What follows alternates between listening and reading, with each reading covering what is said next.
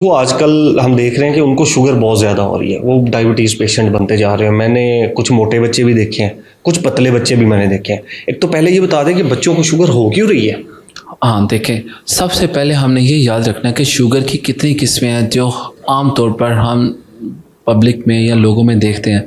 हमने जिक्र किया टाइप 1, टाइप 2, फिर इसके बाद मेजॉरिटी ऑनसेट भी डायबिटीज़ है, फिर कुछ और भी किस्में हैं जो बड़ी कम पाई जाती है, अभी हम उनका जिक्र नहीं करते।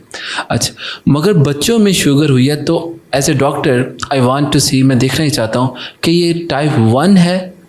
ये मैं दोबारा अपने ऑडियंस को बताता चलूँ कि शुगर के अंदर एक बैलेंस हमने शुरू से लेके चल रहे हैं कि एक कॉलम इंसुलिन का है और एक कॉलम शुगर का, या जो हम खाते हैं, इनका बैलेंस जो है शुगर को होने से रोकता है और नॉर्मल शुगर रहती है। ठीक है, अब हम समझते हैं एक पतले बच्चे को शुगर है और एक मोटे बच्चे को शुगर है। इन दोनों में वजाहत, जो पतले बच्चे को शुगर है ज़्यादा इम्कान है कि इसको टाइप 1 डायबिटीज़ है, इसके अंदर इंसुलिन का कॉलम नहीं है, बन ही नहीं रहा बाय बर्थ। हम उसको वेरीफाई कैसे करेंगे? जैसे हमने एक वीडियो में जिक्र किया पीछे कि हम चेक करेंगे कि उसके अंदर प्रोडक्शन से पहले जो चीज़ आती है क्या वो है, ठीक है, वो सी पेप्टाइड है, वो है ही नहीं। ये टाइप 1 वाले बच्चे को हमने इसको पतले बच्चे को ये हमने बता दिया। अब जो एक हैवी बच्चा है हमने उसका चेक किया, इसके अंदर हमने देखा कि इसके अंदर इंसुलिन पैदा हो रही कॉलम मौजूद है।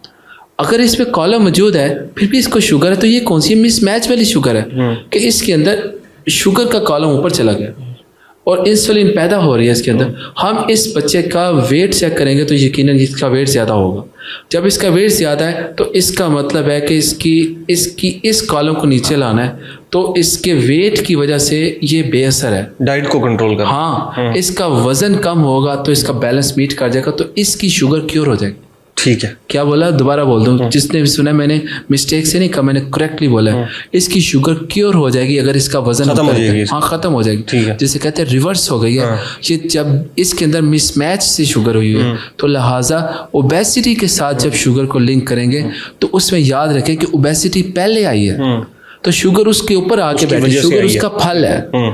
तो जब आप उसकी जड़ ही काट देंगे जो कि ओबेसिटी है, तो शुगर कैसे उस फल के तौर पे एग्जिस्ट करेगी? मेरे ख्याल में मैंने जवाब दे दिया। ठीक है। अच्छा।